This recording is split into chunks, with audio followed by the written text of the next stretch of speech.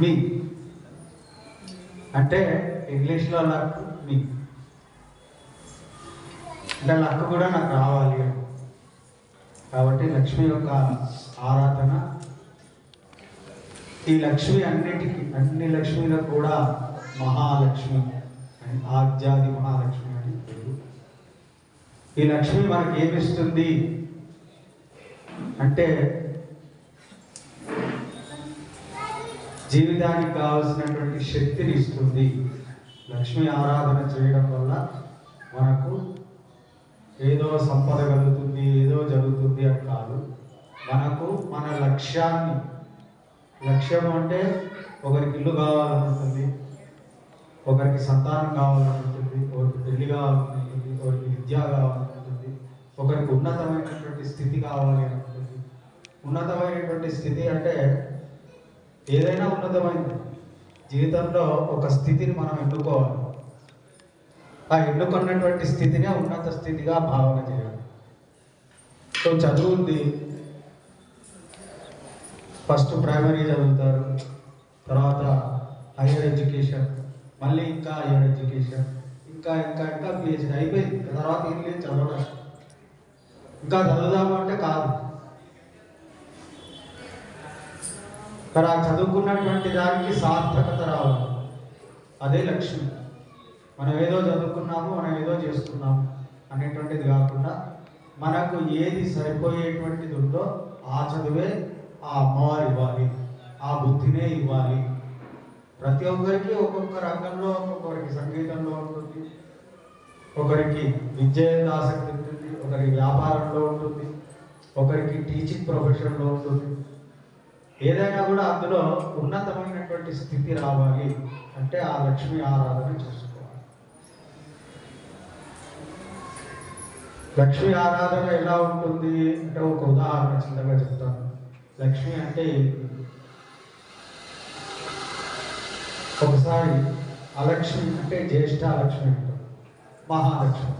ఇద్దరు కూడా ఒకరినొకరు భేదన చేసుకుంటూ వాగ్వాదానికి నేను గొప్ప, నేను గొప్ప, నేను గొప్ప అని ఇలా చెప్పుకుంటూ పోతూ ఇదంతా కాదు, మనం ఇలా అనుకుంటే లాభం లేదు, మనం ఉన్నతమైనటువంటి మనకంటే ఉన్నతమైనటువంటి వాళ్ళని అడుగుదాము. ఋషీశ్వరులు ఎంతో మంది ఉన్నారు, వాళ్ళందరినీ అడుగుదామని అందరినీ అడుగుతూ బ్రహ్మ దగ్గరికి వెళ్ళారు.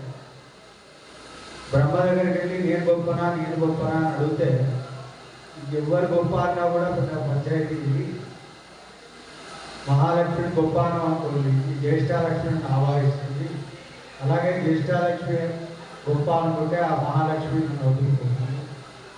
నేనేం చెప్పలేనమ్మా, నాకు ప్రశ్నకు సమాధానం లేదు అని చెప్పేసి అలాగే మహావిష్ణువు దగ్గరికి ఆయన కూడా సందిగ్ధంలో పడి ఆయన కూడా సమాధానం చెప్పలేకపోయాడు. అలాగే పరమేశ్వరుడి దగ్గరికి వెళ్ళాడు, ఆయన కూడా ఏమీ సమాధానం చెప్పలేదు. చివరికి ముల్లోకాలు తిరుగుతున్నటువంటి ఆ నారదుడి దగ్గరికి వెళ్ళాడు.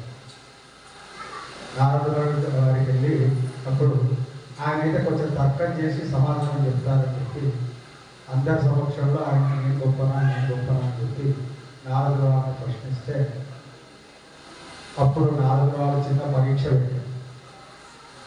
ఫ్యాషన్ షోలో అటు ఇటు నడుస్తారు కదా, అలా నడిపించాడు. ఒక 5 సార్లు 6 సార్లు నడిపించి ఆ జ్యేష్ఠ అలక్ష్మి అని ఉందో ఆమె పోతుంటే, అమ్మా నువ్వు పోతుంటే చాలా బాగున్నావు అమ్మా, ఆ అమ్మవారి కంటే కూడా నువ్వు పోతుంటే చాలా బాగున్నావు. ఆ మహాలక్ష్మి వస్తుంటే, అమ్మా నువ్వు వస్తుంటేనే బాగున్నావు అమ్మా, నువ్వు పోతుంటే బాగుంటావు, నువ్వు వస్తుంటే బాగుంటావు అని చెప్పాను. అందుకే నాలుగో వర్షం చాలా గొప్ప. అలా మనం కూడా జీవితంలో ఇలాంటి ఎన్నో ఎదురవుతాయి. వాటికి కూడా మనకు సమాధానం రావాలంటే లక్ష్మీ ఉపాసన. మన దేవాలయంలో ఉన్నటువంటి గాయత్రి 3 విధాలుగా. 3 అంటే 3 గుణాలు, సప్త రజస్తమో విధాలు, కాలత్రయాలు 3 కాలాలు. అలాగా 3 శక్తులు ఏవైతే ఉన్నాయో అవి కాళి, లక్ష్మి, సరస్వతి, ఆ త్రిగుణాత్మకమైనటువంటి శక్తి గాయత్రి మాతలో ఎప్పుడూ నిగూఢంగా ఉంటుంది.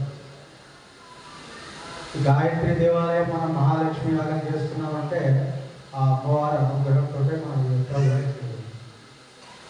ఆ అమ్మవారి కృపతోటే మీరందరూ కూడా ఇక్కడికి రావాలి.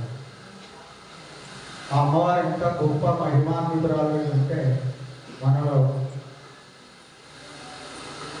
ఓం భూః, ఓం భువః, ఓం శువః ఇలా 3 చెప్తాం, 3 లోకాలు. ఆ అమ్మవారి మంత్రానికి కూడా అలాగే ఓం భూర్భువః స్వః అప్పుడు అందులో వచ్చేస్తారు. అప్పుడు కూడా అందులో వచ్చేస్తారు. అంటే ముల్లోకాలను పాలించేటువంటి అమ్మ. పాలించడం అంటే ఏదో పీఠం మీద ఉండడం కాదు. ముల్లోకాల్లో ఉన్నటువంటి సమస్త జీవరాశికి ఏ సమయానికి ఏమి కావాలో అందజేసేటువంటి శక్తి గల అమ్మవారు అమ్మాయిలలో ఒడుగు చేస్తారు. వివాహం కంటే ఒకప్పుడు వైభవంగా ఒడుగు చేసేవారు, బ్రహ్మోపదేశం చేసేవారు, అగ్ని సంస్కారం చేసుకొని పంచదశ కర్మలు చేసుకుని గాయత్రి ఉపదేశం చేసేవాడు. స్వయంగా తండ్రే చేయాలి, ఇంకెవరు చేయడానికి